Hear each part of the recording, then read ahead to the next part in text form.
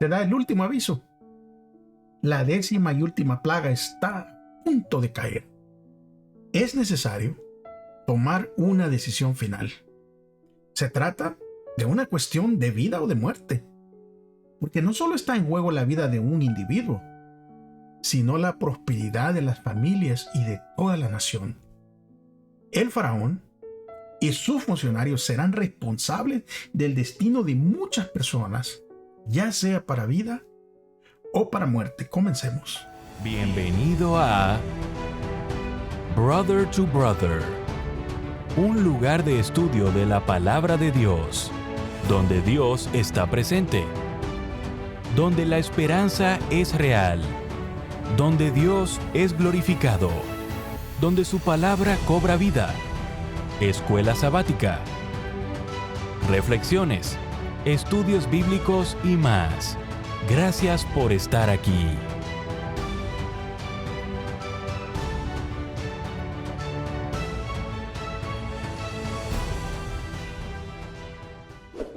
Muy bienvenidos a su programa Brother to Brother. Les saluda una vez más su hermano, su amigo Gelson Anaya.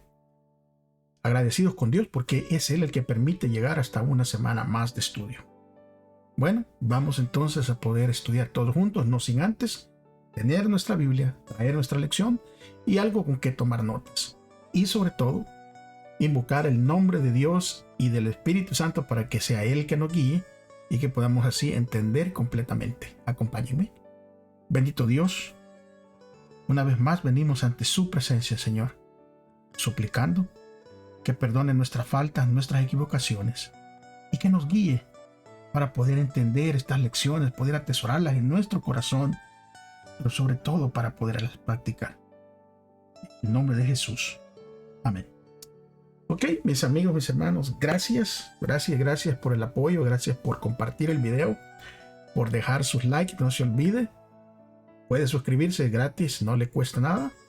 Recuerde, este canal no está monetizado, o no estamos negociando para nada con la palabra del Señor. Bueno, vamos entonces a comenzar la Pascua, hermanos. Y como pudimos ver en la introducción, hay una decisión que tomar.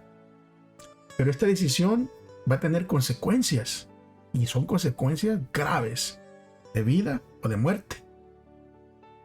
Y no solo de una persona, sino de una nación completa. Y tanto el faraón como sus funcionarios, personas que estaban encargadas, van a ser responsables de toda esa tragedia. Y la actitud que ellos tomen con respeto hacia el Dios vivo, al Dios de Israel, va a determinar no solo su futuro, sino también el de su nación. ¿Y cómo nos sentimos? ¿Y qué hacemos cuando la gravedad de las circunstancias cae sobre nosotros y tenemos la responsabilidad de tomar una decisión que pueda tener un gran impacto en la vida de muchas otras personas, parte de nuestra propia vida? Y Dios está más que dispuesto a concedernos sabiduría, a concedernos entendimiento y poder para hacer lo correcto. El problema está en que nuestro obstinado corazón no siempre está dispuesto a hacer lo correcto. Sabemos en qué consiste esto, pero nos negamos a hacerlo.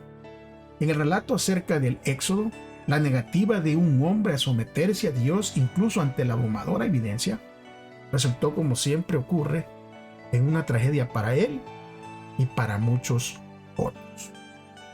Vamos a leer el versículo para memorizar, así que me acompañan, por favor. Búsquelo en su Biblia, vamos a buscarlo.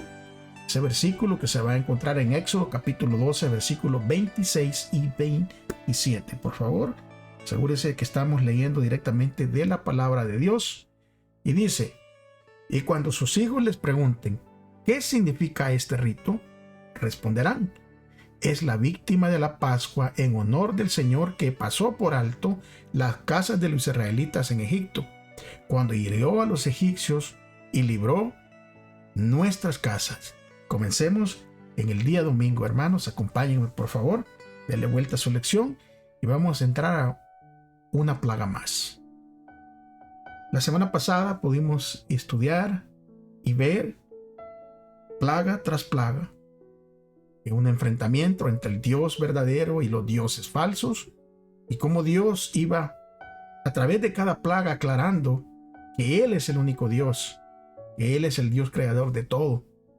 Pero sin embargo, en esta lucha, el faraón endureció su corazón.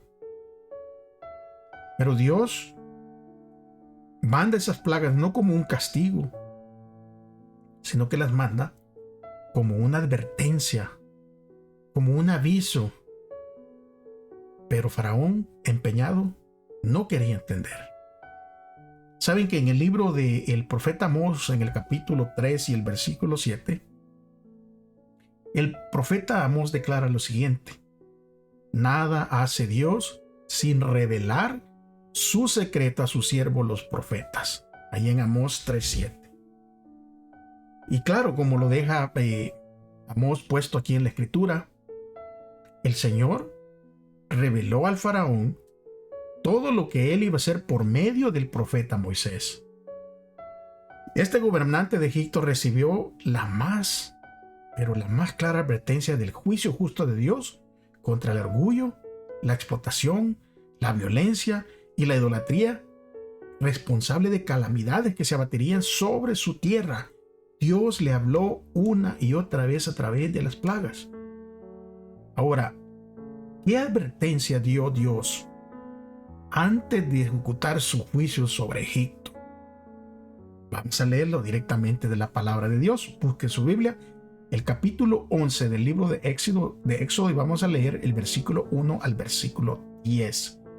Así que búsquelo por favor y me acompaña, mis hermanos. Es súper importante que usted lo lea de su Biblia. Éxodo 11, versículo 1 al 10, juntos. El Señor le dijo a Moisés: todavía voy a traer una plaga más sobre el faraón y sobre Egipto.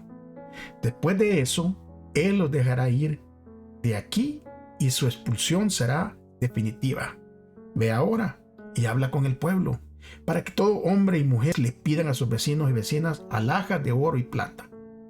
Y el Señor hizo que los egipcios vieran al pueblo con buenos ojos. Moisés también era tenido en alta estima en la tierra de Egipto, tanto a los ojos de los siervos del faraón como a los ojos del pueblo. Así que Moisés dijo: así ha dicho el Señor, a la medianoche pasará a través de todo Egipto, y todos los primogénitos egipcios morirán, desde el primogénito del faraón que se sienta en su trono, hasta el primogénito de la sierva que trabaja en el molino, y también todas las primeras crías de los animales. Habrá en todo Egipto un gran clamor, como no lo hubo antes, ni jamás lo habrá. Pero entre los hijos de Israel, ni un perro moverá su lengua contra ellos, ni contra sus animales, para que sepan que el Señor hace diferencia entre los egipcios y los israelitas. Y todos estos siervos tuyos se humillarán ante mí, y con el rostro inclinado delante de mí dirán: vete de aquí, tú y todo el pueblo que te sigue. Después de esto, yo saldré. Y Moisés salió muy enojado de la presencia del faraón.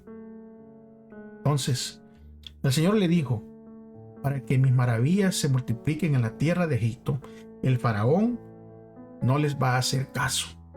Y Moisés y Aarón hicieron todos estos prodigios delante del faraón, pues el Señor endureció el corazón del faraón y no dejó salir de su país a los hijos de Israel. Dios, hermanos, dio tiempo a Egipto. Por ejemplo, le dio esos 3 días de oscuridad de los que se habla allí en Éxodo 10, 22, 23, para pensar en los acontecimientos recientes y en lo que significaban. También le dio la última advertencia directa, la última oportunidad de hacer lo correcto. Pero el libro de Éxodo, en el capítulo 11, versículo 8, dice que Moisés, después de haber hablado, de haber llevado el mensaje al faraón, Moisés salió muy enojado de hablar con el faraón. La pregunta que se viene a mente es: ¿por qué se marchó enojado Moisés? ¿Por qué es que estaba irritado al salir de la presencia del faraón? Bueno, muy probablemente porque Moisés sabía la tragedia de la 10ª plaga, la cual afectaría mucha gente inocente. Y todo, hermanos, a causa por la dureza del corazón del faraón. Y trayendo esto a nuestra enseñanza, nuestros días, los que tenemos el privilegio de estar al frente en las iglesias, en los ministerios, tenemos que tener mucho cuidado en nuestras decisiones, porque nuestra decisión afectará a muchos y casi siempre afecta también a inocentes. Así que tenemos que estar siempre conscientes y sobre todo en comunión con Dios para hacer lo correcto que Dios dicta y no lo que yo pienso. Fíjense que además de que este faraón endureció su corazón, el número de la última plaga es el 10. Ese es un número que es simbólico, es significativo en la Biblia, porque representa la plenitud o lo completo, ¿verdad? Y nosotros miramos, por ejemplo, los 10 mandamientos como una revelación completa de la ley moral de Dios. Es por eso que las 10 plagas en Egipto señalan la plena expresión de la justicia y el castigo divino de Dios. Dios es el juez y está en contra del orgullo, está en contra de la injusticia, en contra de la discriminación, la arrogancia, la explotación, la crueldad, el egoísmo. Está del lado de quienes sufren, de los abusados, maltratados y perseguidos. Y Dios ejecutará la justicia, que cuando miramos de todos los ángulos, la justicia de Dios en verdad es otra expresión del amor de Dios hacia las criaturas. Y es por eso que es súper importante, hermanos, que nosotros seamos justos, seamos correctos. Mire, especialmente en el ámbito cristiano, en el ámbito religioso. No tratemos de tapar el pecado, no tratemos de ocultarlo, no tratemos de hacernos amigos de él, porque dañamos a las personas y nos dañamos a nosotros mismos y dañamos a terceros que son inocentes. Por eso que es súper importante que dejemos la justicia en las manos de Dios, porque es una expresión de su amor. Ahora, ¿cómo dejamos la justicia en las manos de Dios? Bueno, tenemos su palabra. Allí hay dirección de cómo actuar en cada caso. Súper importante que nosotros nos aferremos a su palabra. Mire, el Salmo 2, versículo 12 dice: sométanse al Hijo de Dios, no sea que se enoje y sean destruidos en plena actividad, porque su ira se enciende en un instante. Pero qué alegría para todos los que se refugian en él. Maravilloso salmo. Pero también el Salmo 33:5 dice: Él ama lo que es justo y bueno. El amor inagotable del Señor llena la tierra. Gloria a Dios por eso. También el Salmo 85:11 dice: la verdad brota desde la tierra y la justicia sonríe desde los cielos. Salmo 89:14.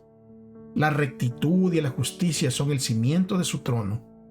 El amor inagotable y la verdad van como sequito delante de él. Salmo 101:1. Cantaré de tu amor y de tu justicia, oh Señor, te alabaré con cánticos.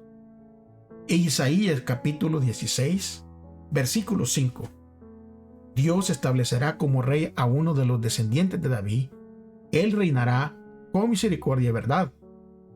Hará siempre lo que es justo y estará deseoso de hacer lo correcto. Y este último versículo que se encuentra en Jeremías 9:24 dice lo siguiente: pero los que deseen jactarse, que lo hagan solamente en esto, en conocerme verdaderamente y entender que yo soy el Señor, quien demuestra amor inagotable y trae justicia y rectitud a la tierra, y que me deleito en estas cosas, Yo, el Señor, he hablado. Así que por eso nosotros deberíamos intentar ser tan amorosos y justos como sea posible. Sin embargo, podemos caer fácilmente en los extremos, ya sea en hacer algo por amor o hacer la vista gorda ante lo malo, ante lo que se debe ser corregido. A veces también podemos hacer juicios fríamente sin acudir a la justicia de Dios. Y por eso que es súper importante que cuando vayamos a ver algún caso o que miremos que algo está incorrecto, que va en contra de los principios de Dios, no nos hagamos los desentendidos. No hagamos como que no hemos visto por no tener tal vez, ¿verdad? Perder esa manera de que los vean a nosotros. Porque nos puede llevar a un estado en donde perdemos el respeto espiritual entre las personas. O a veces hacer diferencias para algunas personas sí, para otras no. Eso es muy peligroso. Peligroso los dos extremos. Ejecutar fríamente justicia, súper peligroso.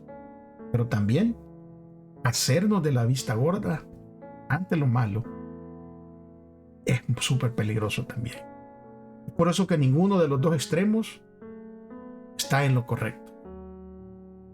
En cambio, aquí podemos ver el ideal de la palabra de Dios. Es por eso que es súper importante, hermanos, que nosotros, miren, cuando vayamos a mirar una dificultad, un malentendido, un problema que esté sucediendo en nuestro ámbito religioso, no demos lo que nuestro corazón siente. No demos nuestra opinión para resolver los problemas. Vayamos a la palabra de Dios. Miqueas 6:8 dice: hombre, el Señor te ha declarado qué es lo bueno y qué pide de ti. Solo practica la justicia, ama la bondad y anda humildemente con tu Dios. Si no podemos conseguir el equilibrio perfecto, y ciertamente que no podemos nosotros humanamente conseguir el equilibrio perfecto. Es por eso que tenemos que buscar el equilibrio en la palabra de Dios, porque Dios nunca se ha equivocado ni se va a equivocar. Ante cualquier problema, ante cualquier dificultad, un escrito está. Pero antes de hacer cualquier cosa, es mejor inclinarse hacia la misericordia que hacia una justicia fría. Ahora recordemos esto bien claro, que Dios mismo actúa con justicia, pero la misma justicia es una expresión de nuestro Dios. Día lunes. El día lunes habla sobre la Pascua. Y tal vez no habíamos entendido o no hemos recibido información correcta acerca de la Pascua. Pero es importante que la lleguemos a entender porque tiene súper importancia entre nosotros como cristianos. Es curioso, ¿verdad? Cuando nosotros leemos la historia, cuando nosotros leemos el pasaje bíblico de la Pascua, miramos aquí que Dios le va a dar unas instrucciones específicas a Moisés y a Aarón justo antes de que salgan de Egipto. Y se las va a dar allí en el libro de Éxodo, en el capítulo 12, versículo 1 al 20. Leamos todos juntos, hermano. Recuérdense que este es un estudio, este no es un programa de comentarios de que yo les vengo a exponer lo que yo siento, no, o lo que yo creo. Venimos a estudiar, así que Éxodo 12, versículo 1 al 20. Dice: mientras los israelitas todavía estaban en la tierra de Egipto, el Señor dio las siguientes instrucciones a Moisés y a Aarón. A partir de ahora, este mes será el primer mes del año. Ustedes anuncien a toda la comunidad de Israel que el 10º día de este mes, cada familia deberá seleccionar un cordero o un cabrito para hacer un sacrificio, un animal por cada casa. Si una familia es demasiado pequeña para comer el animal entero, lo compartirá con una familia vecina. Dividan el animal según el tamaño de cada familia y la cantidad que cada uno puede comer. El animal seleccionado debe ser un macho de oveja o de cabra de 1 año que no tenga ningún defecto. Cuiden bien al animal, el que ha sido seleccionado, hasta la tarde del día 14 de este primer mes. Entonces toda la asamblea de la comunidad de Israel matará a su cordero o cabrito al anochecer. Después tomará parte de la sangre y la untará en ambos lados y en la parte superior del marco de la puerta de la casa donde comen el animal. Esa misma noche asarán la carne al fuego y la comerán acompañada de hojas verdes y amargas y de pan sin levadura. No comerán nada de la carne ni cruda ni hervida en agua. Asarán al fuego el animal entero con la cabeza, las patas y las entrañas. No dejen ninguna sobra para el día siguiente. Quemen todo lo que no hayan comido antes de la. Estas son las instrucciones para cuando coman esa comida. Estén totalmente vestidos, lleven puestas las sandalias y tengan su bastón en la mano. Coman deprisa porque es la Pascua del Señor. Esa noche pasará por la tierra de Egipto y heriré de muerte a todo primer varón y a la primera cría de macho de los animales en la tierra de Egipto. Ejecutaré juicio contra todos los dioses de Egipto, porque yo soy el Señor. Pero la sangre sobre los marcos de las puertas servirán de señal para indicar las casas donde ustedes estén.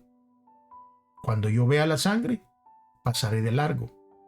Esa plaga de muerte no los tocará a ustedes cuando yo hiera la tierra de Egipto.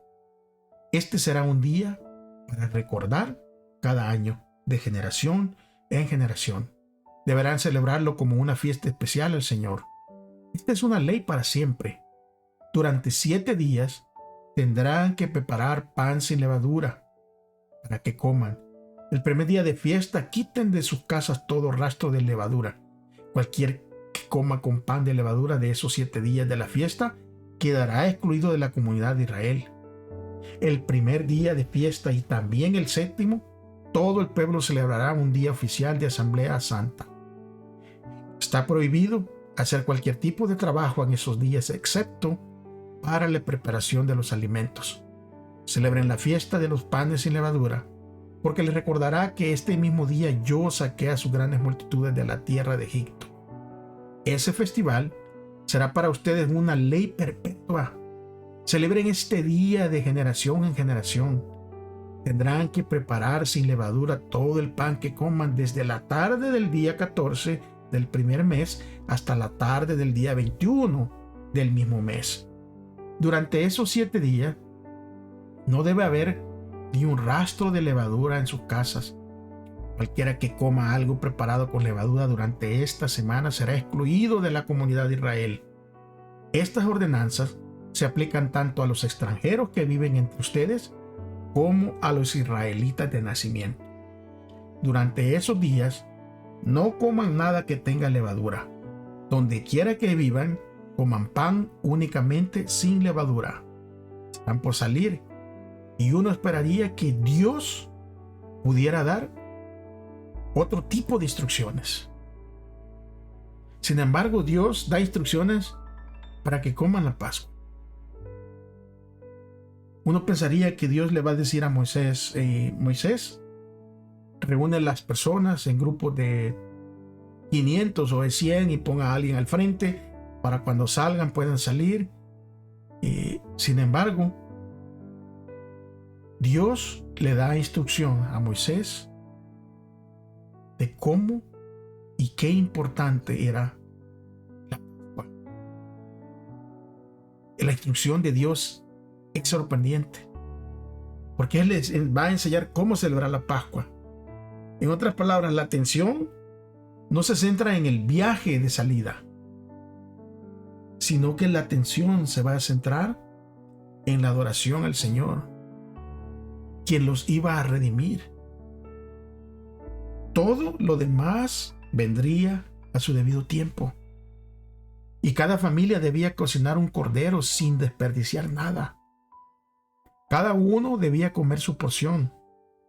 Y si la familia no podía consumir todo el animal, debería compartir la cena con otra familia. qué importante es que toda la familia esté llena de ese Cordero perfecto y sin mancha. No uno, no dos, no el papá y la mamá, no solo el papá y ni solo la mamá, sino toda la familia. Cada uno debería de comer su porción, súper importante. Que cada uno de nosotros y cada uno de los miembros de nuestra familia tenga su comunión con el Señor. Ahora, ¿qué va a hacer el Señor cuando llegue la plaga por los israelitas? ¿Y qué símbolo tiene esto? Éxodo 12, versículos 13 y 14 dice: pero la sangre sobre los marcos de las puertas servirá de señal para indicar las casas donde ustedes estén. Cuando yo vea la sangre, pasaré de largo. Esa plaga de muerte no los va a tocar a ustedes. Cuando yo venga a herir toda la tierra de Egipto. Y este va a ser un día para recordar cada año, de generación en generación, y deberán celebrarlo como una fiesta especial al Señor, y esta será una ley para siempre. Claramente, el Éxodo se debe celebrar o se debería celebrar regularmente cada año. Y esto no solo en conmemoración de lo que Dios había hecho por sus antepasados, sino también como la actualización de la acción liberada de Dios para la generación presente. Porque Dios no solo estaba liberando a los que estaban allí en ese momento en Egipto. Dios, con esa liberación, con la libertad de los que estaban allí oprimidos, estaba liberando las generaciones por venir. Y para ellos iba a ser una experiencia nueva para cada grupo de personas. Los versículos 12 y 13 explican el significado de la Pascua. El juicio divino de destrucción pasará por encima de los israelitos. Y es por eso que ellos deberían conmemorar la Pascua. La palabra hebrea traducida como Pascua es Pesaj, que es una combinación de otras dos que significan pasar y sobre o encima, ya que la destrucción esa noche pasó por alto los hogares israelitas en donde las puertas estaban marcadas con la sangre del Cordero,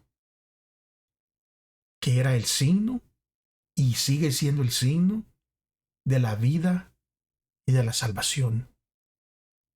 Que nuestras casas, que nuestros hogares estén marcados con la sangre del Cordero, que es el signo de vida y salvación para nuestra casa. La celebración de la Pascua debería recordar a cada israelita los poderosos y bondadosos actos de Dios en favor de su pueblo. Y esta celebración les va a ayudar cómo mantener su identidad nacional, porque podrían dar testimonio de sus convicciones que ellos iban a tener. Debemos de preguntarnos por qué es tan importante que siempre recordemos la bondad de Dios para con nosotros en el pasado y que confiemos en el Señor en que también será bondadoso con nosotros en el futuro. Avancemos al día martes. Pesaj. Pasar sobre. ¿Y qué papel desempeña la sangre en la celebración del Pesaj? Esta nueva festividad religiosa de un significado que es para nosotros también hoy en día. Éxodo 12, 17 al 23. Dice: guardarán la fiesta de los panes sin levadura, porque en este mismo día habré sacado sus ejércitos de la tierra de Egipto. Por tanto, guardarán este día como estatuto perpetuo a través de sus generaciones. Comerán los panes sin levadura en el mes primero desde el día 14 del mes al atardecer hasta el día 21 del mes al atardecer. Durante 7 días no se hallará en sus casas nada que tenga levadura. Cualquiera que coma algo con levadura, sea forastero o sea extranjero de la tierra, esa persona será excluida de la congregación de Israel. No comerán ninguna cosa con levadura. En todo lugar donde habiten comerán panes sin levadura. Moisés convocó a todos los ancianos de Israel y les dijo: saquen y tomen del rebaño para su familia y se sacrifiquen el cordero pascual. Tomen luego un manojo de hisopo y empápenlo con la sangre que está en la vasija y unten en los postes de la puerta con la parte de la sangre que está en la vasija. Ninguno de ustedes salga de la puerta de su casa hasta la mañana, porque el Señor pasará matando a los egipcios, y cuando vea la sangre en el dintel y en los 2 postes, pasará de largo aquella puerta y no dejará entrar en sus casas al destructor para matar. La sangre del cordero sacrificado. Esa sangre es un elemento clave en esta celebración. Y quienes participan de esta celebración mojaban, ¿verdad?, los marcos de las puertas de sus casas, y de este modo demostraban su fe en que Dios los libraría de lo que tendrían que afrontar quienes no estuvieran protegidos por la sangre. Y al final de la historia de esta tierra, todo aquel que no esté marcado o protegido por la sangre de Cristo no podrá entrar al reino de los cielos. Porque esta celebración era una representación de lo que significa el Evangelio. De ese cordero pascual que tenía que ser sin defecto, porque ese cordero señalaba a Jesucristo, el Cordero de Dios que quita el pecado del mundo. Y la sangre de este animalito cumplía una función crucial. Simbolizaba protección y era una señal de vida en un momento de muerte. Moisés le dijo: la sangre será la señal de las casas donde ustedes estén. Y al ver la sangre, pasaré de largo y no habrá entre ustedes mortandad cuando yo hiera la tierra de Egipto. Todo, hermanos, amigos, todo el Evangelio estaba asociado con la celebración de la Pascua. Porque esta no solo apuntaba a la liberación y la esclavitud y la partida hacia la tierra prometida, sino también apunta al sacrificio de Jesucristo por nuestros pecados y a sus méritos aplicados a todos los que estén cubiertos con su sangre. Siglos, pero siglos más tarde, el apóstol Pablo escribió lo siguiente al recordar esta celebración: límpiense de la vieja levadura para que sean una nueva masa, como lo son en realidad sin levadura, porque Cristo, nuestro Cordero Pascual, ha sido sacrificado por nosotros. 1 Corintios 5:7. La levadura o el fermento que ella causa se utilizaba para preparar masas de diversos tipos, y se le menciona por primera vez en la Biblia en relación con la preparación del pan ácimo, o sea, un pan sin levadura, y esto justo antes de la salida de los israelitas de Egipto. Lo sorprendente es que no solo tenían que comer el pan sin levadura, sino también era necesario eliminar la levadura de sus propias casas, que no hubiera ningún rastro de levadura de sus casas. Esto es significativo, hermanos, porque en este contexto, concretamente, la levadura era un símbolo de pecado.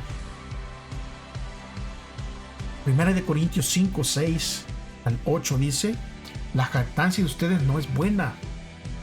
¿No saben que un poco de levadura leuda toda la masa? Límpiense de la vieja levadura para que sean una nueva masa, como lo son en realidad sin levadura. Porque Cristo, nuestro Cordero Pascual, ha sido sacrificado. Así que celebremos la fiesta, no con la vieja levadura, ni con la levadura de malicia y de maldad, sino con pan sin levadura, de sinceridad y de verdad. Es por eso que no se debía utilizar levadura en el contexto de la fiesta de la Pascua durante una semana. O sea, prácticamente lo que estamos viendo aquí, este pan con levadura simbolizaba el pecado, pero el pan sin levadura era un símbolo del Mesías sin pecado, quien venció todas las tentaciones y dio su vida por nosotros. Juan 1:29 dice: he aquí el Cordero de Dios que quita el pecado del mundo. Y 1 Corintios 5:7, como lo leímos, dice: límpiese de la vieja levadura para que sean una nueva masa, como lo son en realidad sin levadura, porque Cristo, nuestro Cordero Pascual, ha sido sacrificado. Y Hebreos 4:15 dice: porque no tenemos un sumo sacerdote que no pueda compadecerse de nuestras debilidades, pues Él fue tentado en todo al igual que nosotros, pero sin pecado. Esa es la diferencia de nuestro sacerdote. ¿Y qué? Que fue sin pecado. El manojo de hisopo, que era empapado en la sangre para poner la sangre en los horcones de la puerta. Esa sangre simbolizaba la gracia purificadora de Dios. Mire lo que dice el Salmo 51:7. Quita mi pecado con hisopo y seré limpio. Lávame y seré más blanco que la nieve. Eso lo declaraba el rey David cuando había pecado con Betsabé. Y él sabía que estaba sucio en el pecado. Pero él vio cómo el Señor lo miraba con ojos de amor y misericordia. Por eso, sinceramente, le habló al Señor, le dijo: quita mi pecado con hisopo y seré limpio. Lávame y seré más blanco que la nieve. O sea, la obra redentora de Jesús es revelada a lo largo de la Pascua. Allí podemos ver en la Pascua su obra redentora. Pero también, ¿qué nos dice esto acerca de lo grave del pecado? De que fue necesario que la sangre de Jesús, la sangre de Dios mismo, era necesaria para expiarlo. Eso nos da a entender la gravedad del pecado. Y es por eso que tenemos que meditar en el sacrificio de nuestro Señor. Porque hay mucha gente hoy en día que pecar se les hace fácil y hacen de la gracia de Dios no una libertad, sino que hacen un libertinaje de la gracia. Y es por eso que el apóstol, cuando escribió y dijo: vivan de una manera diferente, no como la vieja levadura, como eran antes. Porque si David fue capaz de decir de que la sangre y el hisopo lo iban a limpiar, es por eso que la sangre de Jesús tiene poder para limpiarlos del pecado y para mantenernos y hacerle frente al pecado.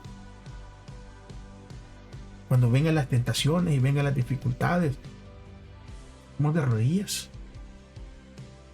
Pidamos auxilio al Señor. Él está dispuesto a ayudarnos cada día. Día miércoles, hermano. Pasar la antorcha. Y me parece que si estamos viviendo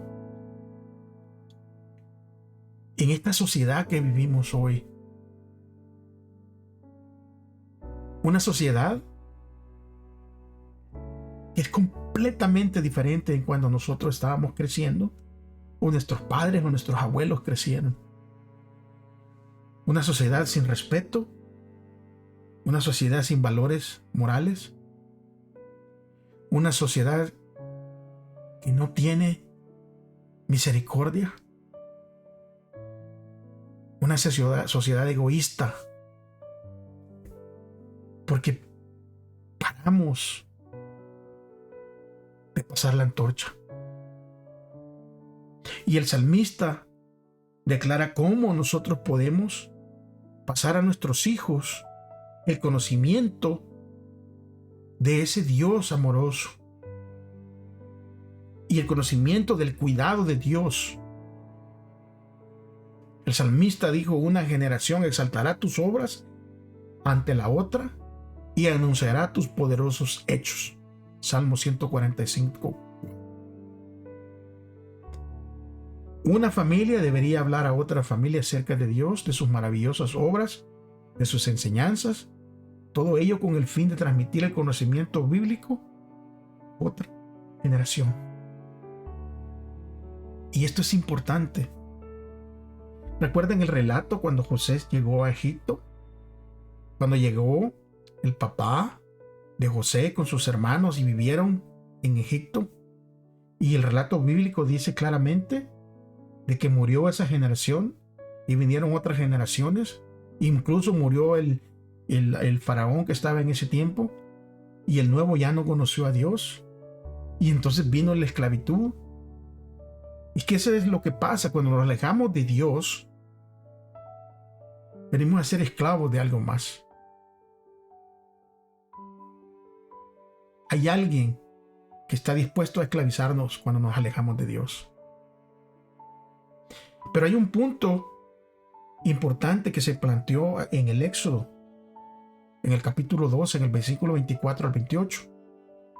Y ese punto es crucial. Versículo 24 de Éxodo 12 dice: guardarán estas palabras como ley para ustedes y para sus hijos para siempre. Cuando hayan entrado en la tierra que el Señor les dará, como Él lo prometió, guardarán este rito. Cuando les pregunten sus hijos: ¿qué significa este rito para ustedes?, ustedes le responderán: este es el sacrificio de la Pascua del Señor, quien pasó de largo las casas de los hijos de Israel cuando mató a los egipcios y libró nuestras casas. Entonces el pueblo se inclinó y adoró. Los hijos de Israel fueron y lo hicieron como el Señor había mandado a Moisés y a Aarón. Así lo hicieron. Aquí miramos que la instrucción de Dios es que los padres serían los primeros maestros en Israel, y los padres le deberían contar la historia del Éxodo a sus hijos. No debían hacerlo como si se tratara de un mero acontecimiento, de algo histórico que ya pasó, sino que debía presentárseles como su propia experiencia, y aunque eso hubiera ocurrido mucho tiempo antes. Ellos se debían identificar con sus antepasados al celebrar esta fiesta, y la historia debería de ser revivida y actualizada. Hay muchos jóvenes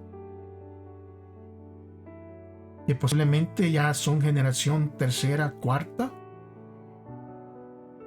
de creyentes que no conocen a Dios.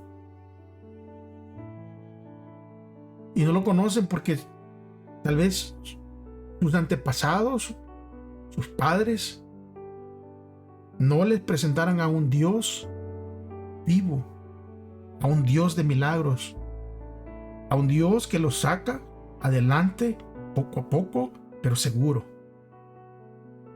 Y estos israelitas deberían enseñarle a sus hijos, no de una manera como una enseñanza nada más, sino como una experiencia personal. Y deberían de explicarle las maravillas que hizo Dios. Y el padre decía: estuve en Egipto y vi la derrota de los dioses egipcios y las plagas sobre Egipto y fui liberado. ¿Saben que el libro de Éxodo subraya 2 veces cómo debían los padres responder las preguntas de sus hijos acerca de cuando vendieran y preguntaran: bueno, ¿y qué es esto de la Pascua? En Éxodo 13, 14, 17 dice: cuando mañana te pregunte tu hijo diciendo: ¿qué es esto?, tú le dirás: con mano poderosa el Señor nos sacó de Egipto, de la casa de esclavitud. Cuando el faraón endureció su corazón para no dejarnos ir, el Señor mató en la tierra de Egipto a todo primogénito, desde el primogénito del hombre hasta el primogénito del animal. Por esta razón yo ofrezco en sacrificio al Señor todo primogénito macho que abre la matriz, y rescato a todo primogénito de mis hijos. Esto ha de ser para ti como una señal sobre tu mano y como un recordatorio entre tus ojos, ya que el Señor nos sacó de Egipto con mano poderosa. De esa manera deberían enseñarlas. Y en Deuteronomio, en el capítulo 26, versículos 5 al 9, dice: entonces hablarás y dirás delante del Señor tu Dios: un arameo errante fue mi padre. Él descendió a Egipto y vivió allí con sus pocos hombres, y ahí llegó a ser una nación grande, fuerte y numerosa. Los egipcios nos maltrataron, nos afligieron e impusieron sobre nosotros dura esclavitud. Pero clamamos al Señor Dios de nuestros padres, y el Señor escuchó nuestra voz y vio nuestra aflicción, nuestro trabajo forzado y nuestra opresión. Y el Señor nos sacó de Egipto con mano poderosa y brazo extendido, con gran terror y con señales y prodigios. Nos trajo a este lugar y nos dio esta tierra, una tierra que fluye leche y miel. Miramos aquí cómo ellos presentan, no como segunda ni tercera persona, sino como primera persona, lo que sucedió, de cómo Dios los había sacado. Pero también es digno de notar que los israelitas estaban todavía, aún en Egipto, cuando se les dijo que celebraran su liberación. Nosotros, como hijos de Dios, debemos de celebrar desde ya, aquí en esta tierra, que somos salvos, que hemos sido liberados de la paga de la muerte, y vivirlo por fe. Pero muchos creyentes no lo viven, no lo han captado como si ya estuviera sucediendo. Porque toda celebración de ellos y toda celebración de nosotros tiene que ser un acto de fe. Y después de recibir las instrucciones, dice ahí Éxodo 12:27 que el pueblo se inclinó y adoró. Y siguieron las indicaciones acerca de cómo celebrar la paz. Y ahí en el libro de Deuteronomio se recuerda a los israelitas que debían contar su historia de tal manera que pudieran internalizarla como si se hubiera tratado de su propio viaje. O sea, después de muchos años, el pueblo de Dios debería, ¿verdad? Los padres deberían de contarle a su familia esta historia como si ellos mismos la hubiesen vivido. Y aquí se nota un tono colectivo en el relato, haciendo el énfasis en una experiencia presente. Porque dice: esto dirás ante el Señor tu Dios. Y mire cómo empieza. Un arameo a punto de perecer fue mi padre. Descendió a Egipto con pocos hombres, habitó allí y llegó a ser un pueblo grande y numeroso. Los egipcios, oiga bien, cómo se le cuenta y se pone en primera persona y se incluye. Los egipcios nos maltrataron, nos afligieron y nos sometieron a una dura servidumbre. Clamamos al Señor, Dios de nuestros padres, y Él oyó nuestra voz y vio nuestra aflicción, nuestro trabajo y nuestra opresión, y nos sacó de Egipto con mano fuerte y un brazo extendido, con grandes señales y milagros, y nos trajo a este lugar y nos dio esta tierra que emana leche y miel. Deuteronomio 26, capítulo 5 al 9. Perdón, versículos 5 al 9. O sea, todas las veces que refirieran a la historia de la Pascua o cualquier acontecimiento de la historia sagrada, cuando se la fueran a contar a sus hijos, los padres mismos recordarían lo que Dios había hecho por ellos y por el pueblo. Y rememorar la Pascua era una bendición tanto para quien lo hacía a viva voz como para todos aquellos que estaban escuchando. El juicio divino. Porque la historia se va a repetir al fin de este mundo. O sea, viene un juicio divino. Y en esta historia de Egipto con el faraón, después de tantas plagas, llega el juicio divino. Y aquí miramos en este día jueves cómo hirió Dios a los primogénitos de Egipto. Y posiblemente nos preguntamos, ¿por qué Dios se centró en los primogénitos? Bueno, leámoslo directamente del capítulo 12, el versículo 9 y 30 de Éxodo. Dice: aconteció que a la medianoche el Señor mató a todo primogénito en la tierra de Egipto, desde el primogénito del faraón, que se sentaba en el trono, hasta el primogénito del preso que estaba en la mazmorra, y todo primogénito del ganado. Aquella noche se levantaron el faraón, todos sus servidores y todos los egipcios, pues había un gran clamor en Egipto, porque no había casa donde no hubiera un muerto. La última plaga en Egipto cayó sobre los primogénitos. Y este fue un juicio divino. Pero el juicio era sobre todos los dioses de Egipto y sobre todas las familias que adoraban a estos dioses falsos, a estos ídolos sin valor, que reflejaban únicamente sus propias pasiones, sus propios deseos, sus temores. Y como ya Dios había demostrado en las plagas anteriores, cada uno de estos ídolos era incapaz de poder librar y salvar al pueblo. Su inutilidad era aún más evidente ahora, cuando llegó esta 10ª plaga. Porque esta plaga sí produjo mayores consecuencias, no para uno ni para dos, sino para todos los egipcios. En el libro Patriarcas y Profetas, en la página 285, se da esta descripción.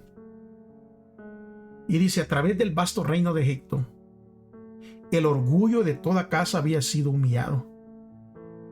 Los gritos, los gemidos de los dolientes se llenaban por todos los aires. El rey y los cortesanos, con rostros pálidos y miembros temblorosos, estaban aterrados por el horror prevaleciente. En esta historia de Egipto, el faraón representaba el poder supremo, el dios de Egipto, y su hijo primogénito era considerado hijo de un dios.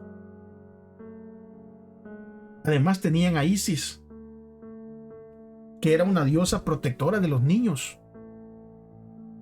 También a Jeque, era una diosa que asistía a las mujeres durante el parto. Amín, que era un dios de la reproducción. Pero además de estos dioses, habían muchos más dioses egipcios de la fertilidad. Pero aún con todos estos dioses, recuérdense que se mencionó la semana pasada que eran más o menos 1500 o más. Pero aún con todos estos dioses, estos falsos dioses, dioses impotentes, en comparación con el Señor, el Dios y el verdadero Dios vivo. Es por eso que Moisés escribió en Éxodo 18:11: ¿quién como tú, Señor, entre los dioses? Y en Éxodo 15:11 dice: ¿quién como tú, magnífico en santidad, terrible en prodigios, autor de maravillas? Aún el mismo suegro de Moisés, Jetro, dio un testimonio y dijo lo siguiente: ahora reconozco que el Señor es grande más que todos los dioses, porque prevaleció contra los que se ensoberbecieron contra ellos. Y según el capítulo 1 de Éxodo, cuando comienza esta historia,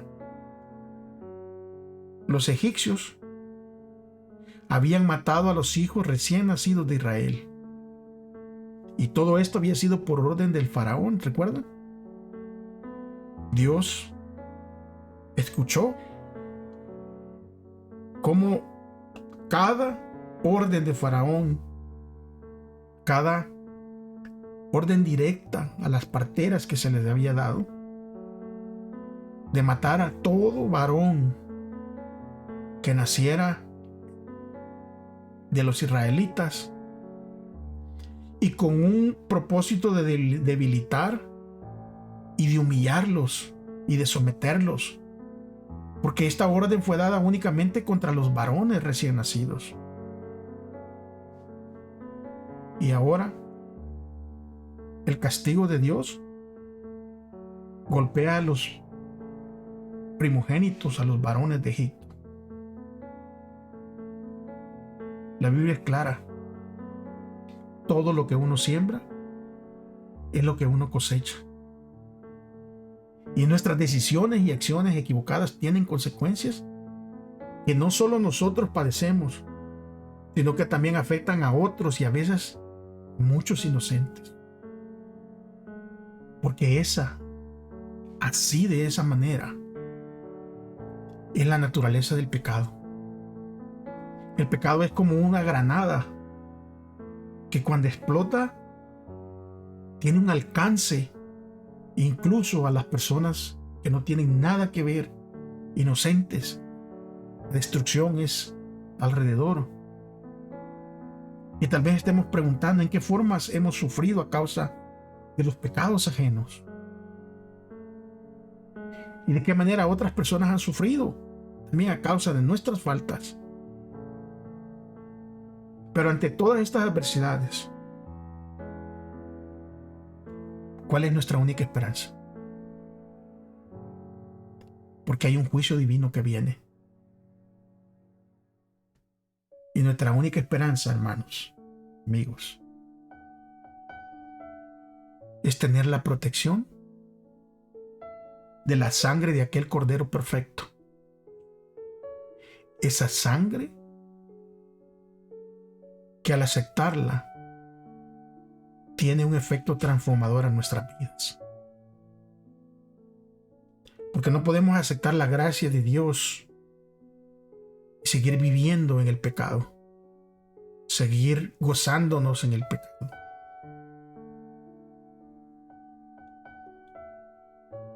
Esa gracia tiene una transformación y nos lleva en un camino de santidad.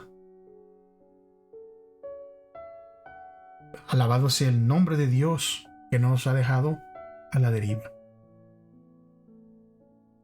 Él ha prometido estar con nosotros hasta el fin del mundo. Nos vemos la próxima semana, hermanos.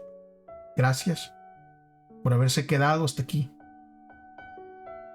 Por favor, comparta esta enseñanza con alguien. Deje su comentario si es posible. Dele like, suscríbase. Hay muchas otras enseñanzas en este canal. Hay listas, usted puede ir y estudiarlas con la escritura en mano. Con un escrito está. Mientras tanto, tenemos una cita la próxima semana. Si Dios lo permite o si Él no ha regresado. Pero, por ahora, si decimos que conocemos a Dios, demostrémoslo amando a nuestro prójimo. Un abrazo, bendiciones.